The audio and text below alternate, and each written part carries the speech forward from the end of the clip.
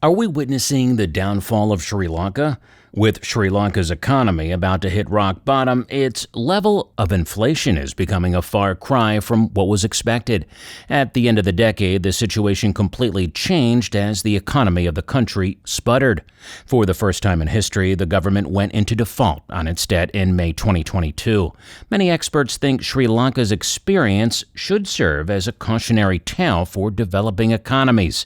But what went wrong? In the 2010s, Sri Lanka's economy grew as one of the fastest in Asia. The GDP grew by 3.3% in the second half of 2009, which is the strongest rate since 2002. A significant boost in the region's economic activity was substantiated by indicators like the increased registration of new motor vehicles and electricity production. Additionally, the last quarter of 2009 saw a great performance in the agriculture, transportation, and communication sectors, with the hotel sector rising by almost 32% as a result of an increase in tourists following the end of the conflict.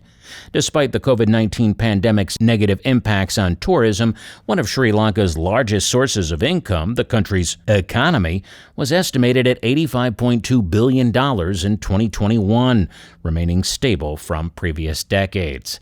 By sector, services made up 58.3% of the GDP, and foreign debt reached over $35 billion in 2021.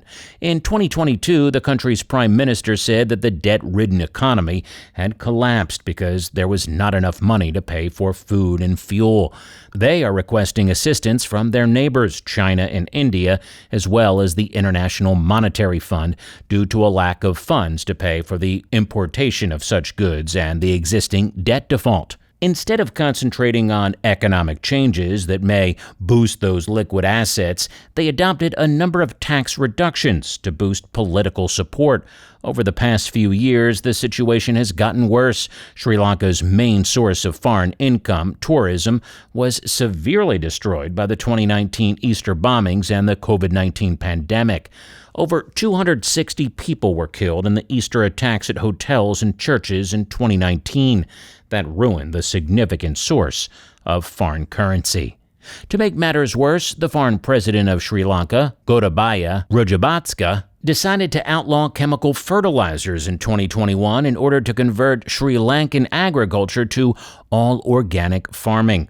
This decision destroyed Sri Lanka's tea industry, which is its primary export crop. Farmers were caught off guard by the push for organic farming, which devastated their primary rice crops and raised prices. Other imports that were viewed as luxuries were also prohibited in order to save money on foreign exchange. In the meantime, rising food and gasoline prices are a result of the conflict in Ukraine.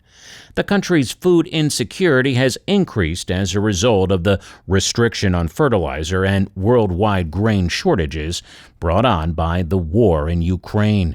A once vibrant and economically ambitious South Asian country collapsed as a result of Rajapaksa's administration's economic strategy, which turned out to be a succession of errors and false bravado. Whoever comes in charge of the government will have to negotiate a loan restructuring with China, India, Japan, and commercial lenders, as well as develop an IMF program as soon as possible. So IMF loans will take longer to complete in the absence of a functioning government, leaving Sri Lankans in desperate need of food and fuel assistance as they lack the foreign reserves to do so. Since March 2022, demonstrators have been calling for the resignation of the Rajapaksa-led administration due to significant economic hardships characterized by power disruptions and shortages of fuel, cooking oil, and food. While some opposition figures were among the tens of thousands of Sri Lankans who took to the streets of Colombo, the majority of protesters were regular Sri Lankans from all ethnic groups. People in Sri Lanka flocked to the streets in response to the out-of-control inflation, severe shortages of food, gasoline, and medication, and other issues, causing the president, Gotabaya Rajapaksa, to resign and leave the country. Today, protests persist in Sri Lanka despite the election of of Ranil Wickremesinghe as the new president. It is now more difficult for the citizens to survive due to inflation, which has risen over 50% and may reach 70%. However, this economic collapse was not expected. Multiple external shocks and Rajapaksa's earlier refusal to approach the IMF for assistance have exasperated years of poor management. Sri Lanka currently has a devalued currency, hyperinflation, budget and current account deficits, and an enormous amount of unpayable sovereign debt. When the civil war came to an end in 2009, the president at that time, Mahinda Rajapaksa, borrowed heavily from international leaders to cover war costs and, more crucially, to launch extravagant infrastructure projects that would draw tourists and reward friends. In a vicious loop, the government's inadequate foreign reserves forced it to rely on foreign lenders like China to assist in covering its existing debt. The newly elected Prime Minister, Ranil Wickremesinghe, stressed the huge challenge he had in turning around an economy that was, in his words, headed for rock bottom. In response to rising pressure from demonstrators who repeatedly broke into both of their homes and burned one of them on fire, he and President Gotabaya Rajapaksa both decided to retire. Currently, the three largest holders of Sri Lanka's national debt are China, India, and Japan. About 10% of Sri Lanka's debt is held by China, which has frequently been cited as an example of debt trap diplomacy. The truth is more complex. China hasn't been willing to erase any of Sri Lanka's debt during this crisis, and the bilateral debt structure contains a lot of ambiguous constraints and limited room for maneuver. Additionally, if you include debt owned by Chinese banks like the China Development Bank and Exim Bank of China, the amount of debt held by Chinese entities approaches 26%. According to official government data, commercial entities hold by far most of Sri Lanka's debt. Sri Lanka's debt has increased significantly during the past 20 years, moving from low interest rate concessionary loans from the World Bank or the Asian Development Bank to large commercial loans held by private banks at substantially higher interest rates. Commercial lenders held 56% of Sri Lanka's debt in 2019 as opposed to only 2.5% in 2004. Major infrastructure projects that did not generate enough revenue to support the loans were funded in large part by this debt.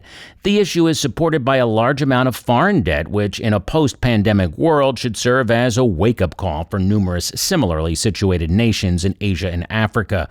The country owes $51 billion and is unable to pay its debts, let alone cover interest payments on its loans. Due to the epidemic and concerns about personal security following terrorist incidents in 2019, tourism, which happened to be a key driver of economic growth, has faltered. Additionally, its currency has fallen by 80%, increasing the cost of imports and escalating the already out-of-control inflation, with food prices soaring by 57%.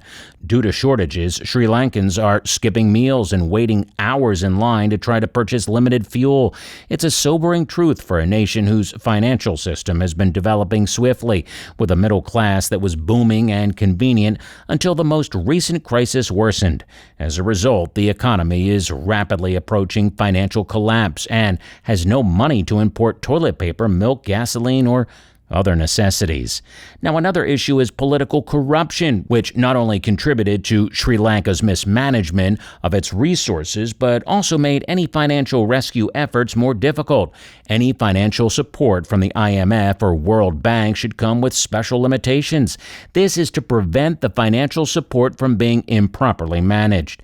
Now, according to the UN World Food Program, 3 million families are receiving urgent humanitarian assistance, while nearly 9 out of 10 families skip meals or somehow extend their food.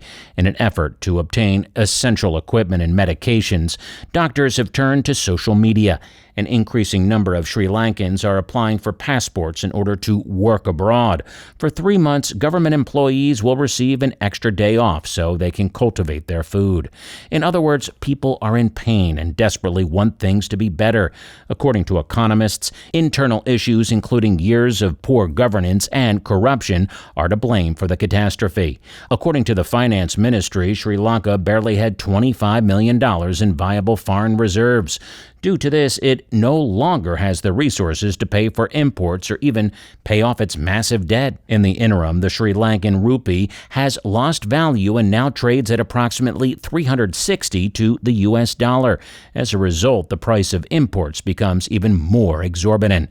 Out of the $25 billion that must be repaid by 2026, Sri Lanka has put on hold the repayment of nearly $7 billion in foreign loans due this year. In the end, what do you think the economic crisis in Sri Lanka would imply about developing markets and similar economies?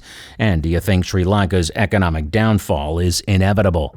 We'd love to know your thoughts in the comments section. Hey, if you enjoyed this video, make sure you click the like button. And if you haven't subscribed yet, ensure that you always click that subscribe button. And most importantly, click the bell icon so you'll be notified when a new video is uploaded. Also, feel free to leave a remark if you have any recommendations for videos. All right, have a nice day. Thanks, everyone, and we'll see you soon.